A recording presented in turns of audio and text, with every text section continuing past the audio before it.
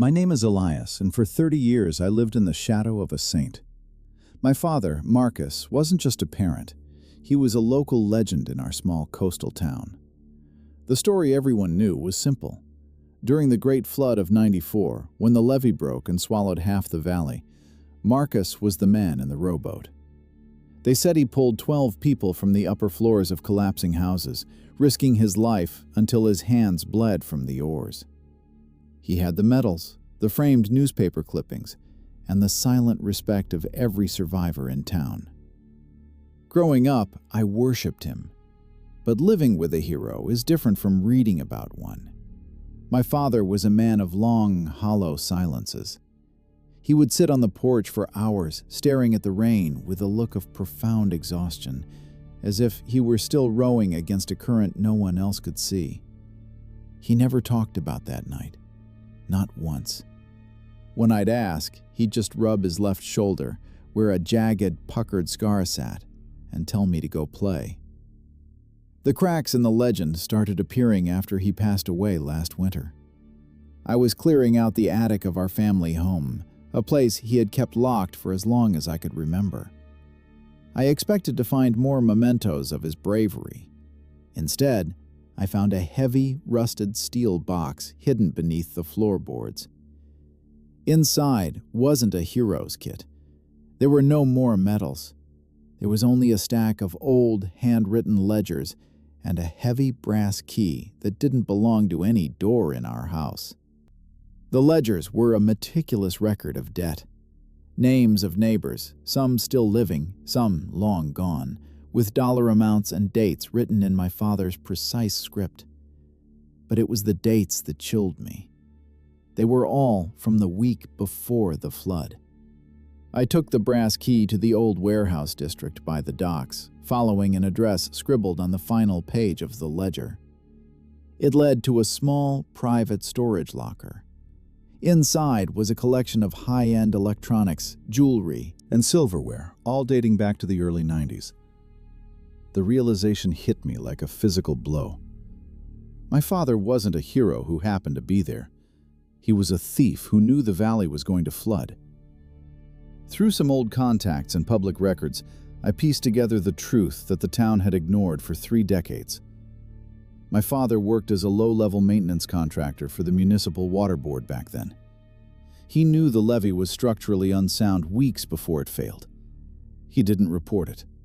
Instead, he spent those weeks systematically marking the wealthiest homes, planning a string of burglaries.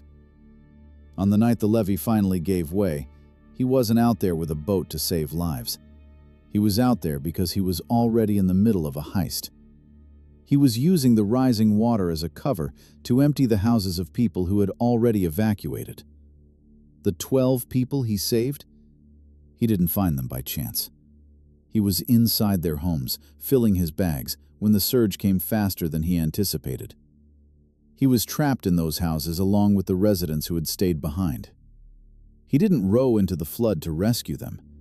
He was forced to help them because they were his only way to get his boat, loaded with stolen goods, back to safety. He couldn't let them drown because their bodies would have blocked his exit, or their screams would have drawn the police to a man who shouldn't have been there. The famous scar on his shoulder? It wasn't from a falling beam during a rescue. It was from a desperate struggle with a homeowner who had returned unexpectedly to grab a family heirloom and found my father standing in his living room with a crowbar. As I sat in that cold storage unit, surrounded by the rotted remains of a town's stolen history, I realized the true weight of my father's silence. It wasn't the trauma of a hero who had seen too much death. It was the crushing paranoia of a criminal who had been accidentally canonized. Every time someone thanked him for his service, every time the local paper ran a "Where are they now?" piece, it wasn't a moment of pride for him. It was a reminder that he was one slip of the tongue away from the world finding out he was a vulture masquerading as a guardian. The town still has a small statue of him near the harbor. Sometimes I walk past it and see people leaving flowers at the base. They see a man who defied the elements to bring their ancestors home. I see a man who prayed for the rain so he could rob his neighbors blind. A man whose heroism was nothing more than the ultimate damage control. The hardest part isn't knowing the truth. The hardest part is realizing that the man I loved never actually existed. There was only Marcus the thief, who spent the rest of his life imprisoned by a lie that the world insisted was a miracle. I locked the storage unit and threw the brass key into the black water of the harbor. Some secrets are too heavy to carry, but some truths are too ugly to set free. I'll let them keep their hero. It's the only thing they have left from the water.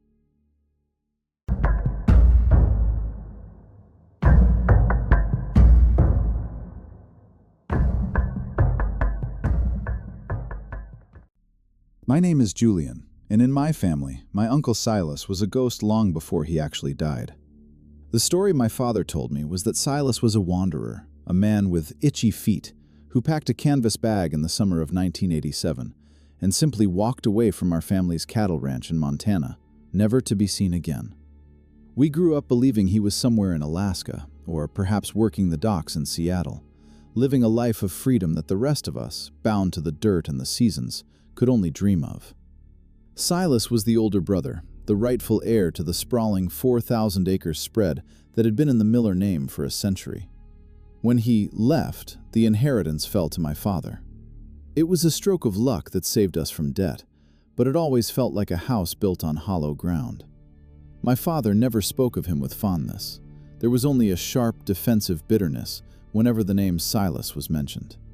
The truth remained buried for 32 years, until the drought of 3 years ago. The Blackwater Creek, which fed the North Pasture, dried up for the first time in recorded history.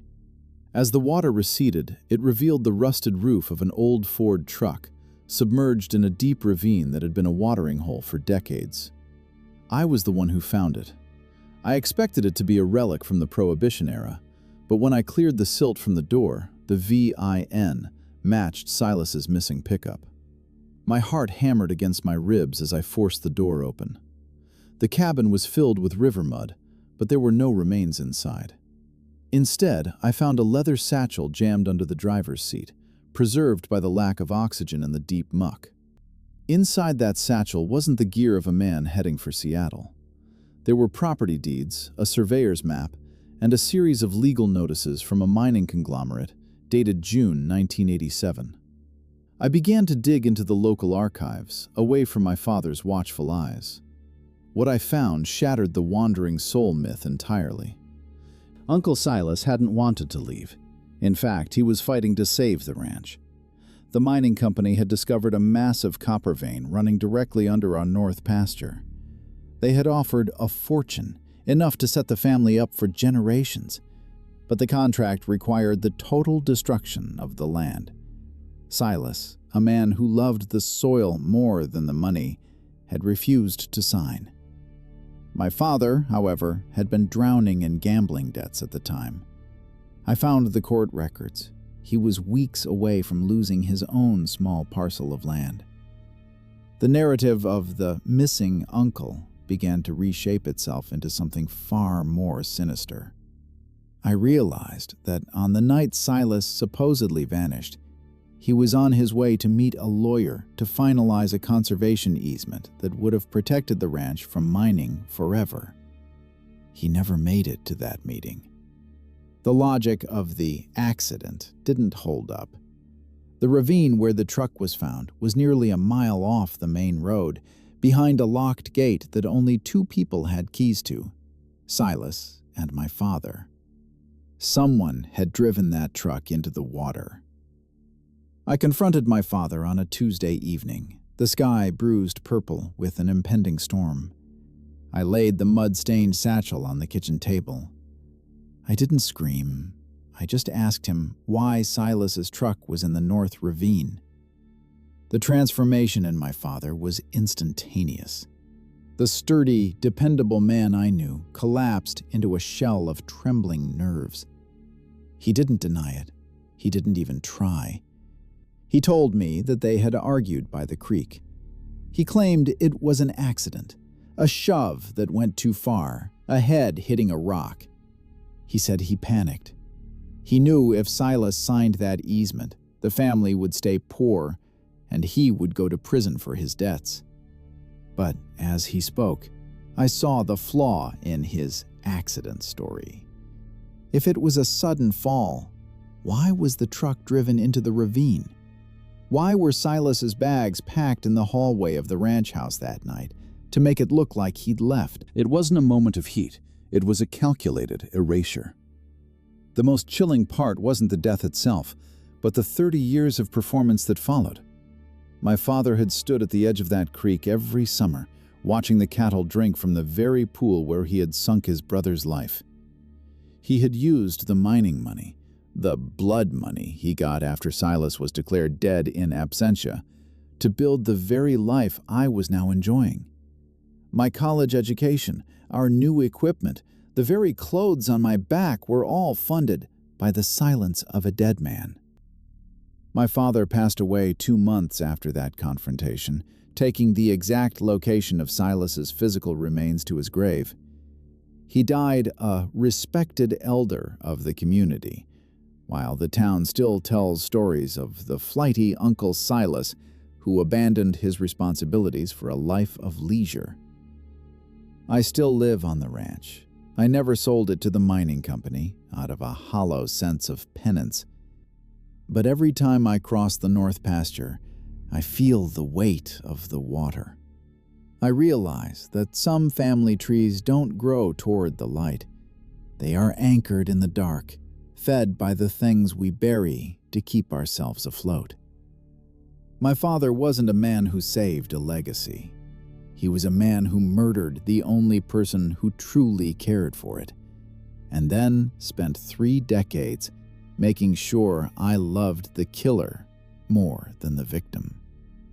The truck is still there, half buried in the mud of the Blackwater Creek. I never hauled it out.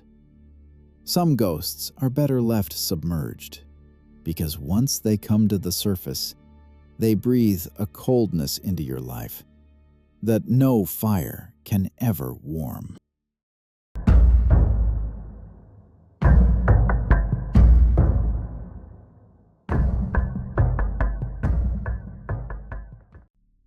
My grandmother Clara always smelled of lavender and old books, a soft-spoken healer who ran the village apothecary with a gentle hand for over 50 years. To the people in our remote Appalachian town, she was a living saint, a woman who could cure a deep-seated fever with a simple tincture or soothe a traumatic burn with a custom salve. Her legacy was built on grace, but when she passed away at 94, she left me a will that contained only one chilling, handwritten instruction. The basement is for the roots, Elena. Leave the roots in the dark. I moved into the attached Victorian house a week after the funeral, assuming her warning was merely the eccentric rambling of an elderly botanist. The shop was a labyrinth of dried herbs and amber glass bottles, but as I began the grueling task of inventorying her estate, the logic of her life began to fracture. Clara had lived with extreme modesty, yet her personal ledgers revealed massive recurring deposits from private medical foundations, sums that reached into the millions. These weren't payments for lavender tea. They were labeled as biological consulting and neural harvesting. The deeper I looked, the less sense it made. Behind a false wall in the pantry, hidden behind stacks of canning jars, I found the heavy iron door leading to the basement. It wasn't a root cellar. As I descended, the sweet smell of herbs was replaced by the sharp, ozone sting of industrial electricity and something metallic, the unmistakable scent of old blood. The laboratory was a masterpiece of hidden horrors. In the center of the room sat a ledger bound in thick, scarred leather. As I flipped through the pages, the grandmother I loved dissolved into a monster. Clara hadn't just been mixing herbs. She had been obsessed with a parasitic branch of cellular regeneration. The ledger contained the names of disappeared patients from the local hospice, people the town thought had passed away peacefully in their sleep. Clara wasn't curing them. She was using their bodies as soil. The roots, she mentioned in her will, were biological samples, human nerve endings and spinal fluids harvested from the dying and kept in a state of perpetual artificial life. She had discovered a way to merge the resilience of a rare, deep earth fungus with human neural tissue. The result was a living map of consciousness that could survive long after the host had died. A breakthrough she was selling to shadowy pharmaceutical interests who wanted to bypass every ethical board in existence. At the back of the lab, I found the harvest.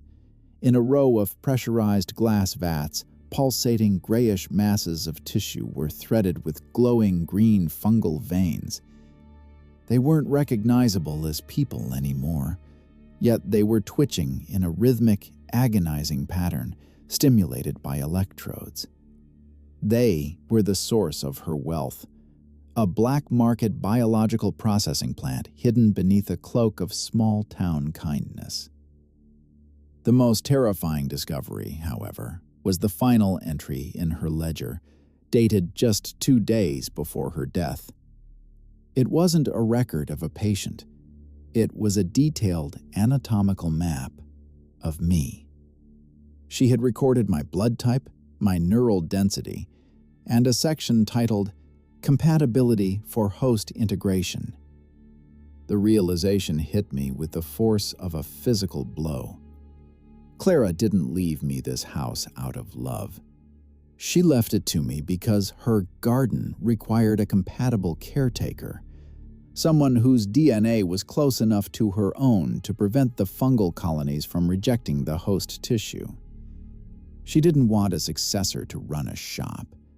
She wanted a fresh set of raw materials to ensure her experiment survived her own death. That night, the house began to breathe. A low, vibrating frequency began to thrum through the floorboards, a hum that matched the rhythmic pulsing of the vats in the basement. I realized the fungus wasn't just in the jars. It had grown into the very foundations of the Victorian structure, feeding on the chemical waste of the lab for decades. The entire house was a living organism, and I was the intended meal. The town's devotion to her suddenly felt like a collective delusion. The neighbors who praised her for healing them had been dosed for years with diluted versions of her fungal tinctures, making them subtly dependent, ensuring they would never ask questions about the strange hum coming from the ground, or the people who went into her shop and never came out. I knew what I had to do. There is no way to prune a rot that has reached the marrow. I hauled every gallon of kerosene and high-proof alcohol from the shop's storage and soaked the laboratory. I doused the ledgers, the vats, and the beautiful lavender-scented curtains in the parlor. As the first flame touched the floor, the humming didn't stop. It escalated. It turned into a high-pitched collective shriek that echoed through the vents, the sound of 1,000 stolen nervous systems reacting to the heat. It was the sound of a century of secrets finally burning. I stood in the driveway as the Victorian house became a funeral pyre. The glowing green veins in the wood crackled and hissed, releasing a thick, sweet smoke that smelled of death and lavender. I live in the city now, where the lights are bright and the air is sterile. I never touch herbal remedies, and I never trust a silence that feels too peaceful. Because I know that under the most beautiful gardens, there are roots that don't belong to the earth. They belong to a hunger that spans generations, and I am the only one left who knows that the saint of the valley was actually its most patient predator, waiting for her own blood to come home and feed the dark.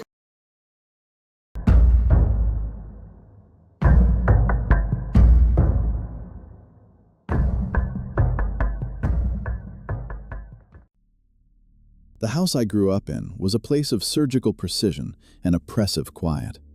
My parents, both esteemed child psychologists, didn't believe in the messy chaos of a typical childhood. Everything was measured: my calories, my sleep cycles, and even the duration of my social interactions. I was their only child, the sole focus of their scientific devotion, or so I believed until the renovation of the East Wing began last summer. Behind a heavy oak wardrobe in my father's study, The contractors uncovered a vintage intercom system, the kind used in hospitals in the late 70s. It was still wired, its small brass speaker humming with a faint, static electricity that felt out of place in our modern home. When I pressed the listen button out of idle curiosity, I didn't hear empty air. I heard breathing, heavy, rhythmic, and wet, coming from somewhere beneath the floorboards. I began to investigate the blueprints of the house, documents my parents had kept locked in a fireproof safe. The architecture didn't add up. There was a void, a rectangular space of roughly 400 square feet, sandwiched between the pantry and the garage, that had no doors and no windows. The hidden sibling wasn't a secret kept in a photo album. It was a secret kept in a cage. By tracing the wires of the intercom, I found a concealed lever disguised as a coat hook in the mudroom. It opened a narrow, carpeted chute that led down into a soundproofed bunker. As I descended, the air became thick with the smell of clinical disinfectant and cheap talcum powder. Inside the room, the walls were padded with white quilted fabric. There were no toys, no books, only a single bed and a wall of monitors. On those screens was a live feed of every room in the house, including my bedroom. And on the bed sat a boy who looked exactly like me. He wasn't a ghost, and he wasn't a monster. He was my identical twin, Julian. But while I had been raised in the light, Julian had been raised in the dark. My parents hadn't discarded him because of a deformity. They had separated us at birth to conduct the ultimate nature versus nurture experiment. I was the control subject, raised with every advantage of the modern world. Julian was the variable, raised in total isolation, seeing the world only through the flickering blue light of the monitors. The logic was as cold as a scalpel. They wanted to see if two identical sets of DNA would develop the same personality if one was stimulated and the other was deprived. When Julian saw me, he didn't scream. He didn't even move. He simply stared at me with eyes that had never seen real sunlight, and then he spoke in a voice that was a perfect, haunting echo of my own. He knew everything about me. He knew my favorite foods, my secret fears, and the way I tapped my fingers when I was nervous. He had been watching me through those monitors for 20 years, a silent shadow living beneath my feet. The horror deepened when I found my mother's research logs on a desk in the corner. The experiment was nearing its final phase. According to her notes, the deprivation of the variable was starting to yield diminishing returns. The next step wasn't to release him, it was to swap us. They wanted to see if I, the privileged subject, would descend into madness if placed in the bunker, and if Julian could successfully mimic my life well enough to fool the world. I realized then that the surgical precision of my upbringing wasn't out of love, it was training. They were grooming me to be a recognizable template so that my twin could one day step into my skin without anyone noticing the seams. That night, I didn't confront my parents. I knew that in their eyes, I wasn't a son. I was a data point. And you don't argue with scientists. You sabotage the lab. I helped Julian out of the bunker. The way he flinched at the feel of real carpet under his feet, the way he wept when he saw the moon through the kitchen window. It was the most human thing I had ever witnessed in that house. I gave him my clothes, my wallet, and my phone. I told him to run, to go to the police in the city 3 hours away, and to never, ever look back. But as I watched him disappear into the woods, a chilling thought took root in my mind. Julian had spent 20 years watching me. He knew my mannerisms better than I knew them myself. He knew how to smile like me, how to lie like me, and how to hate like me. When the police arrived the next morning, they found me sitting in the study, and they found my parents dead in the kitchen. They had been poisoned with a meticulous dosage of their own sedative medication, a dosage so precise only a trained hand could have administered it. The police called me by my name. They treated me with the pity reserved for a grieving son. I gave my statement, I shed the appropriate tears, and I played the role of the survivor to perfection. But sometimes, when I pass a mirror, I have to stop and catch my breath. I look at my reflection and I wonder if I am the sun who escaped the light or the shadow who finally stepped out of the floorboards. My parents wanted to know if the variable could replace the control. As I sit in their house, inherited and silent, I think they finally got their answer. The intercom in the study is gone now. The void behind the pantry has been filled with concrete. But late at night, when the house is still, I find myself staring at the floorboards, listening for the sound of breathing. And the most terrifying part isn't the fear that someone is down there. It's the realization that, for the first time in my life, I feel perfectly at home in the dark.